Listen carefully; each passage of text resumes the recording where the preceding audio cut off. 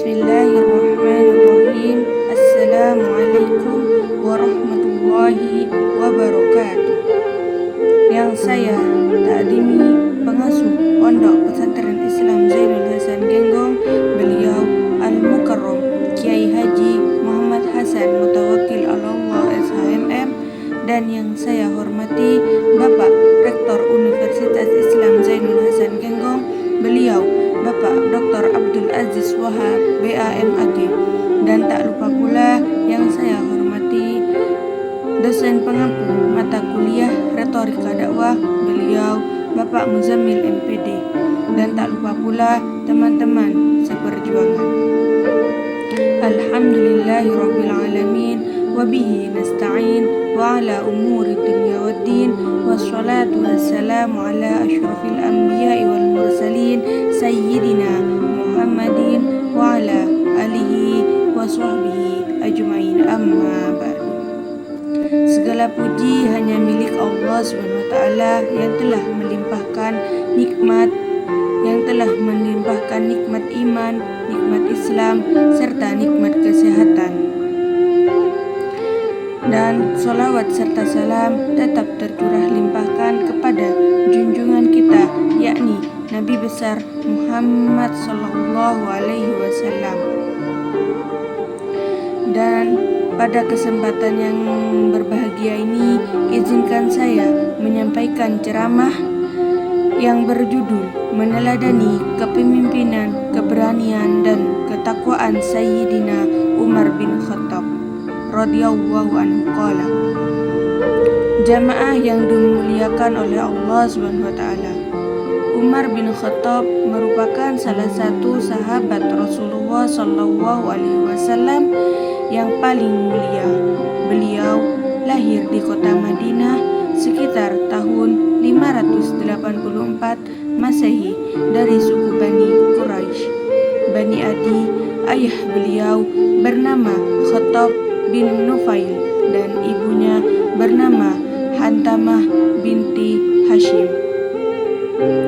Sebelum masuk Islam, Umar bin Khattab dikenal sebagai pribadi yang kuat, pemberani, cerdas, serta disegani masyarakat Bani Quraisy. Akan tetapi, beliau yang termasuk orang yang sangat keras dalam memusuhi dakwah Islam. Bahkan suatu ketika beliau berniat membunuh Rasulullah Sallallahu Alaihi Wasallam, namun Allah Subhanahu Wa Taala mempunyai rencana yang jauh lebih indah ketika Umar bin Khattab mendengar lantunan ayat-ayat. Ketika Umar bin Khattab mendengar lantunan ayat-ayat Al-Quran dari saudaranya, hatinya menjadi luluh. Ayat-ayat Al-Quran yang dibacakan berhasil menggugah hatinya hingga akhirnya beliau mendatangi Rasulullah Sallallahu Alaihi Wasallam dan menyatakan keislamannya. Masuk Islamnya Umar menjadi titik balik yang sangat penting dalam sejarah Islam. Kaum muslimin yang sebelumnya beribadah secara sembunyi-sembunyi mulai berani melaksanakan ibadah secara terang-terangan. Rasulullah Shallallahu Alaihi Wasallam bahkan pernah bersabda bahwa Allah menjadikan kebenaran melalui lisan dari hati Umar. Ketika Umar bin Khattab menjadi khalifah setelah wafatnya Abu Bakar As-Siddiq pada tahun 634 Masehi, Umar bin Khattab diangkat menjadi khalifah kedua. Selama sekitar 10 tahun memimpin umat Islam, wilayah kekuasaan Islam berkembang sangat luas hingga meliputi Persia, Syam, Mesir, dan berbagai wilayah lainnya. Namun yang paling dikenang bukan hanya luasnya wilayah kekuasaan Islam, melainkan keadilan, ketegasan, dan kesederhanaan beliau dalam memimpin. Keteladanan Umar bin Khattab, beliau berani menegakkan kebenaran setelah memeluk Islam. Umar tidak lagi takut kepada siapapun dalam menyampaikan kebenaran. Allah Subhanahu wa taala berfirman dalam Quran surat An-Nisa ayat 135 yang berbunyi, A'udzu billahi minasyaitonir rajim. Bismillahirrahmanirrahim.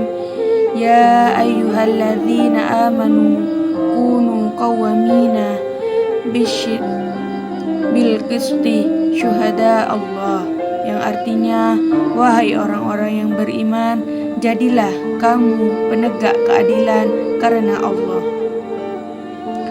Umar bin Khattab selalu mengutamakan kebenaran daripada kepentingan pribadinya. Beliau rela menghadapi siapapun demi mempertahankan agama Islam. Sebagai umat Islam, kita harus berani berkata benar meskipun terkadang pahit dan tidak disukai banyak orang. Keteladanan Umar bin Khattab yang kedua, menjadi seorang pemimpin yang adil. Keadilan Umar bin Khattab sangatlah terkenal sepanjang sejarah. Beliau tidak membedakan antara rakyat biasa maupun keluarganya sendiri. Allah Subhanahu wa taala berfirman dalam Quran surat An-Nahl ayat 90. Innallaha ya'muru bil adli wal ihsan, yang artinya sesungguhnya Allah menyuruh kamu berlaku adil dan berbuat kebajikan. Umar bin Khattab pernah berkata, seandainya seekor keledai tersandung di Irak karena jalan yang rusak, aku khawatir Allah akan meminta pertanggungjawaban kepadaku. Perkataan ini menunjukkan betapa besarnya rasa tanggung jawab beliau sebagai pemimpin. Sebuah nasihat dari Umar bin Khattab radhiyallahu anhu qala, hadirin yang dimuliakan oleh Allah SWT, kehidupan saat ini penuh dengan berbagai tantangan. Banyak orang mengejar jabatan tetapi melupakan amanah. Banyak orang yang mengejar kekayaan tetapi melupakan kejujuran. Banyak yang ingin dihormati tetapi enggan melayani masyarakat. Oleh karena itu, marilah kita meneladani Umar bin Khattab.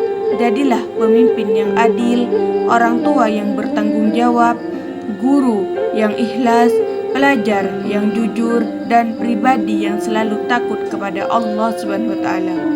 Ingatlah bahwa setiap amanah, sekecil apapun, akan dimintai pertanggungjawaban di hadapan Allah Subhanahu wa taala.